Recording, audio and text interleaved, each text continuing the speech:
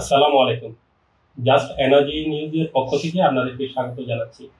আমরা আনন্দের সঙ্গে জানাতে চাই, জাস্ট এনার্জি নিউজ বিদ্যুৎ জ্বালানি বিষয়ক সমসাময়িক ইস্যু নিয়ে নিয়মিত টক শো আয়োজন করতে যাচ্ছে।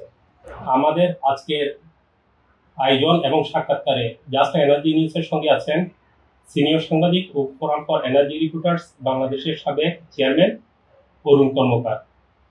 দাদা, আপনাকে স্বাগত। ধন্যবাদ। দাদা, আপনি বিদ্যুৎ ও জ্বালানি খাতে 35 বছরেরও বেশি সময় ধরে কাজ করে যাচ্ছেন। বিদ্যুৎ ও জ্বালানি খাতকে কিভাবে মূল্যায়ন করবেন?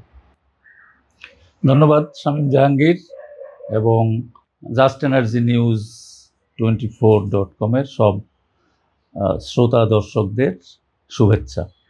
আমাদের এখানে বিদ্যুৎ আমরা যেভাবে দেখছি মোটামুটি 2-3-5 বছর আগেও প্রায় একই রকম ছিল।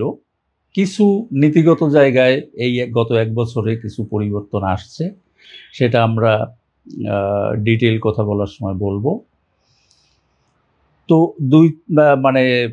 2-3-5 বছর আগের কথা যেটা বললাম, সেটার মূল মোদ্দা কথা হলো এইটা যে আমাদের একদিকে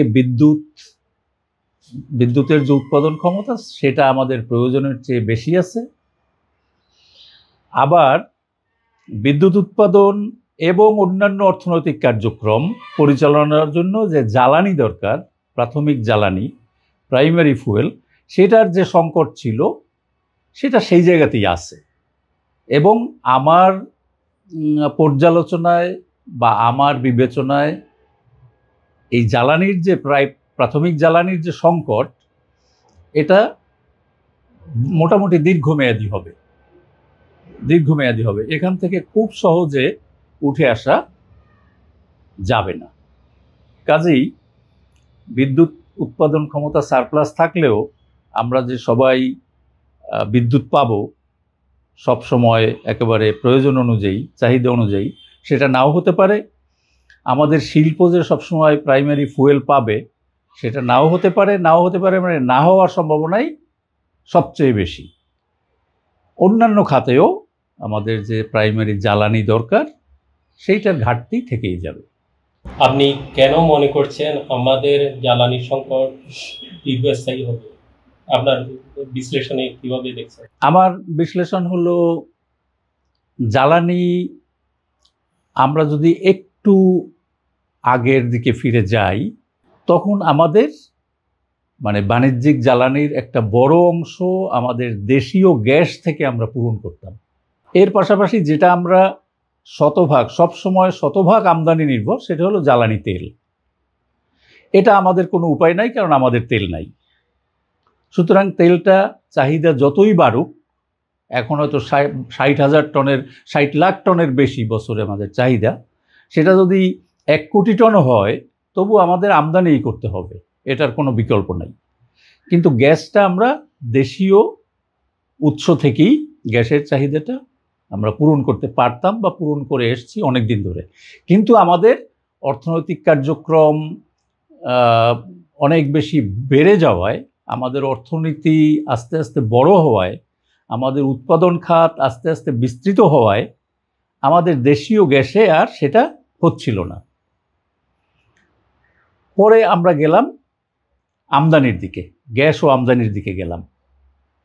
গ্যাস আমদানির দিকে গিয়ে আমরা করলাম কি, আমরা এখন পর্যন্ত আমদানির যে অবকাঠামো আমরা তৈরি করলাম, তাতে এই 2018 সাল থেকে আমাদের গ্যাস আমদানি শুরু হয়েছে। এই গত 7 বছরে, বা যদি আপনি 2010 থেকে বলেন, যখন এই গ্যাস আমদানির তৎপরতা শুরু করা হয়, অবকাঠামো তৈরির কার্যক্রম শুরু হয়, তখন থেকেও যদি ধরেন, তাইলে এই গত 15-16 বছরে আমরা এখন পর্যন্ত দৈনিক হাইয়েস্ট, একেবারে খুব কষ্ট করে করলেও সর্বোচ্চ আমরা দৈনিক 1100 মিলিয়ন ঘনফুটের সমান গ্যাস আমরা আমদানি করতে পারি। আর একটা পর্যায়ে আমাদের দেশীয় যে গ্যাস ফিল্ডগুলো, সেখান থেকে আমাদের উৎপাদন কিন্তু 2700 মিলিয়ন ঘনফুটের বেশি হয়ে গেছিল। কেমন? তাইলে টোটাল আমরা একটা পর্যায়ে ছিলাম ২৭০০ এবং ১১০০, ৩৮০০। এখন দেখেন আমাদের কিন্তু এই লেভেলে দাঁড়িয়ে, আজকের দিনে দাঁড়িয়ে আমাদের গ্যাসের বাণিজ্যিক চাহিদা দেশে ৩৮০০ ঘনফুটই আছে। মানে ৩৮০০ ঘনফুট হইলে না, ২৭০০ তো আমার দেশীয় উৎপাদন থেকে ছিল, আর ১১০০ আমরা আমদানির জন্য অবকাঠামো তৈরি করছি। ৩৮০০ এই জায়গাটা যদি থাকতো তাহলে কিন্তু আমাদের কোনো সমস্যা ছিল না। ৩৮০০ ইজ এনাফ এখনকার বিচারেও, এখনকার হিসাবেও। কিন্তু মাঝখান থেকে হলো কি, আমাদের দেশের গ্যাসের উৎপাদন ক্ষমতা ড্রাস্টিক্যালি কমে গেল, প্রায় ১,০০০ মিলিয়ন ঘনফুট কমে গেল। এখন আমরা কত ১৭০০ এরকম করতে পারি, মানে দুইটা বিদেশি কোম্পানি সহ। দুইটা বিদেশি কোম্পানি থেকে আমরা ১,০০০ বা তার বেশি পাচ্ছি কিছু, আর আমাদের নিজেদের যেটা সরকারি ফিল্ডগুলি সেখান থেকে উৎপাদন ৭০০ পর্যায়ে চলে গেছে। উৎপাদন ন্যাচারালি কমবে। আমরা যখন একটা নতুন গ্যাস ফিল্ড থেকে উৎপাদন শুরু করি তখন সেখানের গ্যাসের চাপ অনেক বেশি থাকে, গ্যাসের মজুত বেশি থাকে, সুতরাং গ্যাসটা সহজেই উঠে আসে। এরপর আস্তে আস্তে আস্তে আস্তে তোলার পর তুলতে তুলতে তুলতে তুলতে ওটা রিজার্ভার প্রেশারটা কমে যায়, ন্যাচারালি কমে যায়। তখন কিছু মেজার্স নিতে হয়, অনেক সময় বুস্টারও লাগাইতে হয় গ্যাস কূপে বেশি গ্যাস তুলে আনার জন্য।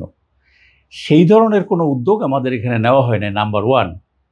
নাম্বার টু হইল আমাদের যে চাহিদা বাড়ছিল, যেটা আমি আগেই বললাম যে আমাদের অর্থনীতি বড় হচ্ছিল, বিস্তৃত হয়েছে উৎপাদন কর্মকাণ্ড, সেটার সাথে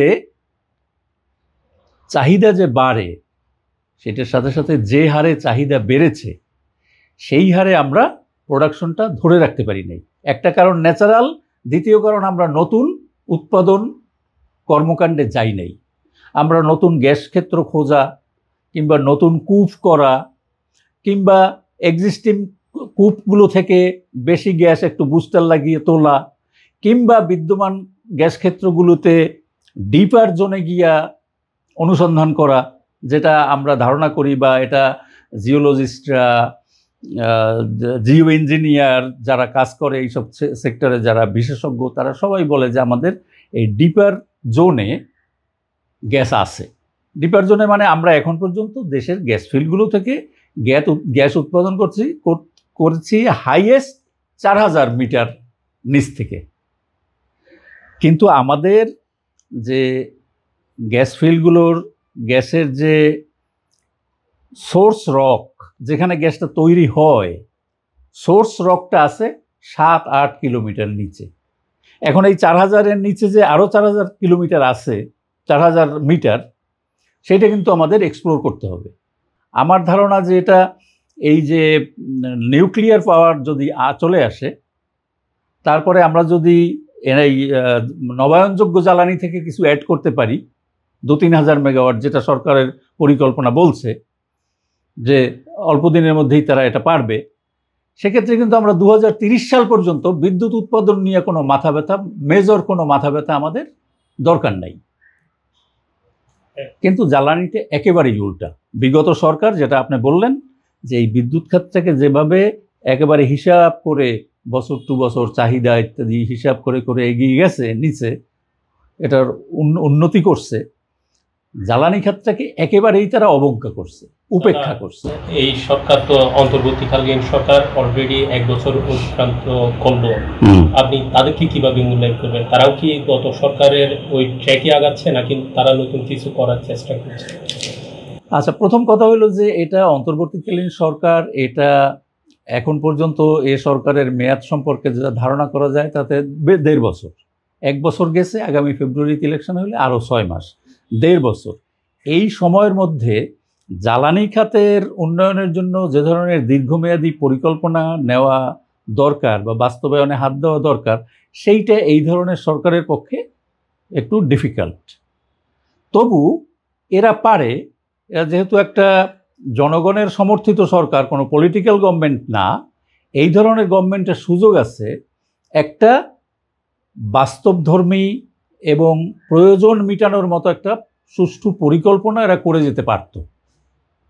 কিন্তু জ্বালানি খাতে সেটাও আমরা ওভাবে দেখি না। কিছু আছে যে আমরা এই যে নবায়নযোগ্য কিছু অ্যাড করব, কেমন কিছু কিছু ছোটোখাটো বিষয় সেটা তারা করেছে, কিন্তু তারা যদি একটা প্ল্যান করে যেতে পারত, যেটা আপনার ১/১১ সময়ের সরকারের সময় একটা করা হয়েছিল, বা তারও আগে যে তত্ত্বাবধায়ক সরকার ছিল শাহাবুদ্দিন সাহেবের, তারাও একটা রেমান সোবাহান মিলে এটা তারা একটা দীর্ঘমেয়াদী করছিল। কিন্তু জ্বালানি খাতে এইরকম নাই। এখন যেগুলি আছে, হ্যাঁ পেট্রোবাংলার আছে ১০০ কূপ করবে কয়েক বছরের মধ্যে, এবং সেই কার্যক্রম চলছে, কিন্তু তাতে আমাদের যে চাহিদা, এখন যে চাহিদা আছে, এই চাহিদা পূরণ করা কোনোভাবেই সম্ভব না।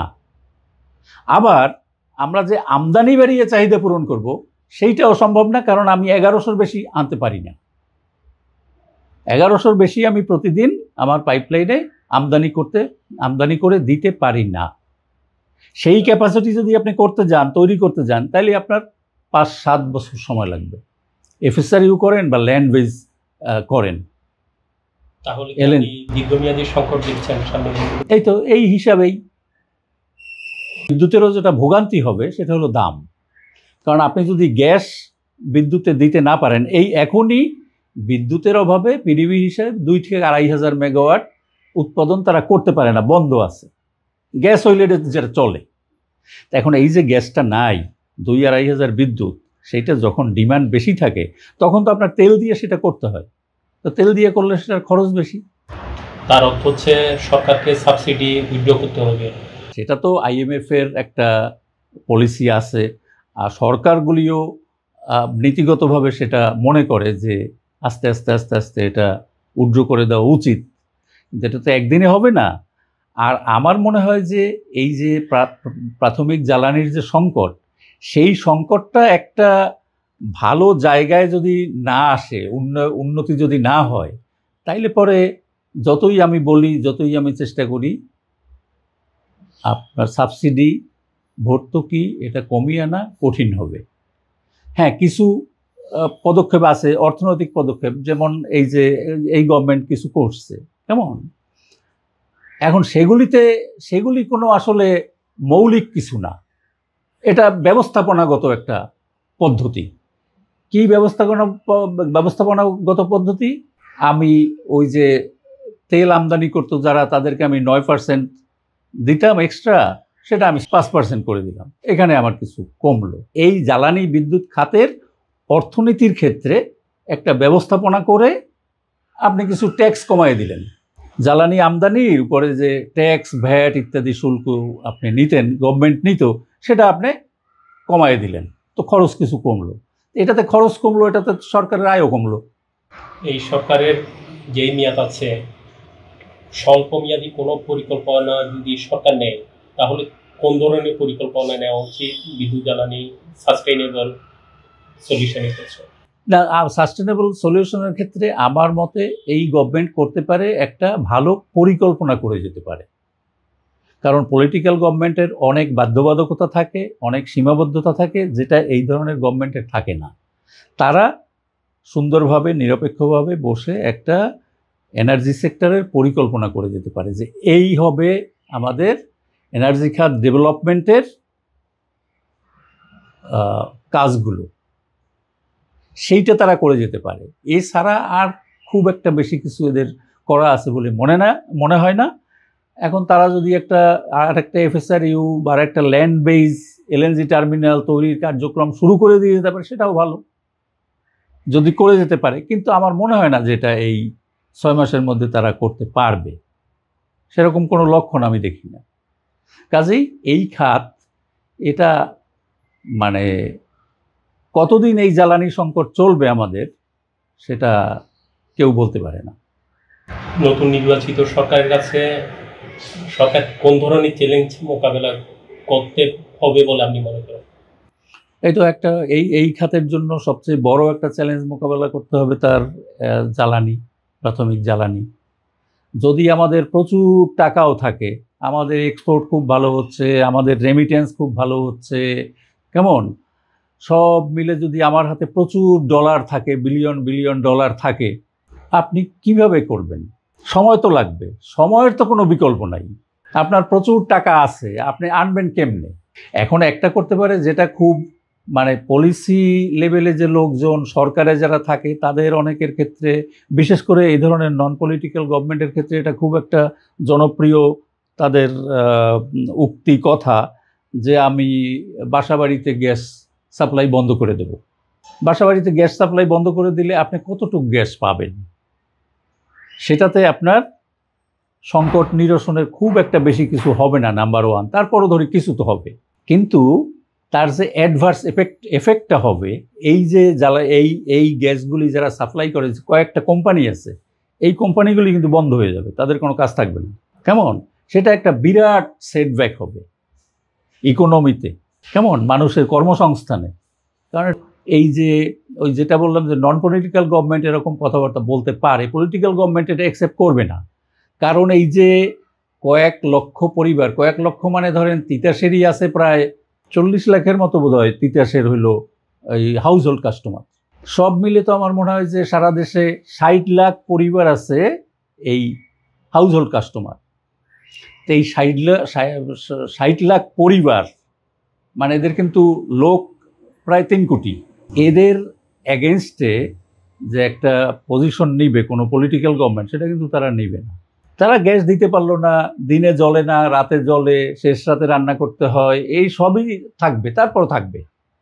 এটা হলো পলিটিক্যাল গভর্নমেন্টের পজিশন থাকে এইরকম, কেমন? জনসমর্থনের হিসাবে।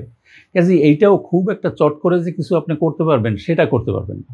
করলে এইটা একটা করা যায়, আপনি সিএনজিটা বন্ধ করে দিতে পারেন। সিএনজি বন্ধ করে দিলেও দেখেন প্রচুর লোক কিন্তু এই সিএনজির উপরে নির্ভরশীল। এখন ওই লোক কিন্তু চট করে আপনি অটো গ্যাসে ট্রান্সফার হবে, সেইটা ব্যবহার করবে। এটা যে কোনো মুভমেন্ট ছাড়া, কোনো প্রতিবাদ ছাড়া সে করবে, এটা ভাবার কোনো কারণ নেই। তারপরেও ধরে নিলাম যে এটাও আপনি করতে পারেন, কেমন?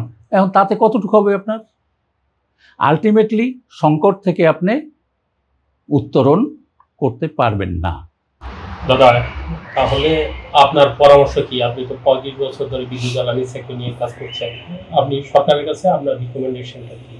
সরকারের কাছে, এই ইন্টারিম গভর্নমেন্টের কাছে আমার রিকমেন্ডেশন বা আমার রিকোয়েস্ট হলো একটা সুন্দর পরিকল্পনা করা, এনার্জি খাত ডেভেলপমেন্টের একটা পরিকল্পনা করা। দ্বিতীয় হলো এই পরিকল্পনার মধ্যেই এগুলি থাকবে, দুই একটা জিনিস থাকবে যেটা আমরা শুরু করতে পারে, যে আমাদের দেশের গ্যাস উৎপাদন বাড়ানোর জন্য একটা বাস্তবানুগ উদ্যোগ নেওয়া। এই যে আমি 100 কূপ করব 5 বছরে বা 3 বছরে 50টা করব, এইটা প্ল্যান করে খালি বাপেক্স ট্রে দিয়া এই বছরে 2-3টা কূপ খনন করলাম, এইটাতে কোনো লাভ নেই। এটা যদি করতে হয়, আপনি যদি মিন করেন যে হ্যাঁ আমরা 100 কূপ করব, তাইলে পরে আপনার এটা পিএসসিতে যেতে হবে, বিদেশি কোম্পানি আসতে হবে ল্যান্ডে এবং আমাদের সমুদ্রে, যাতে 5 বছর পরে হইলেও আপনি গিয়ে একটা কন্টিনিউ করতে পারবেন ওই জিনিসগুলি। তখন আর আপনার বছর বছর সংকট বাড়বে না, বরং কমবে, কেমন? এইটা ওনারা শুরু করতে পারে, পিএসসিটা করতে পারে ল্যান্ডে এবং সমুদ্রের জন্য। পিএসসি হয়তো 6 মাসে শেষ করতে পারবে না, কিন্তু শুরু করতে পারে, যেটা নেক্সট গভর্নমেন্ট আসার পরে 2-3 মাসের মধ্যে তারা হয়তো ফাইনাল করে ফেলতে পারবে, কেমন? এই কাজগুলি তারা করতে পারে। হ্যাঁ, আর একটা করতে পারে, এই যে গ্যাসের বা বিদ্যুতের এখনও বেশ কিছু মানে মিসইউজ আছে। সোজা কথায় বললে অফিসিয়াল ইয়ে হলো সিস্টেম লস, এমনিতে হলো এর বেশিরভাগটাই চুরি। সিস্টেম লস তো একটা টেকনিক্যাল বিষয়, এবং সেটা একটা সীমিত আছে, যে এটা একটা স্বীকৃত আছে যে এতটুকু পর্যন্ত হইতে পারে। তার বাইরে যেটা, সেইটা কমানোর জন্য ওনারা ভালো উদ্যোগ নিতে পারে, কার্যকর উদ্যোগ নিতে পারে, যেটা অনেক সময় পলিটিক্যাল গভর্নমেন্ট পারে না। এইগুলি ওনারা করতে পারে।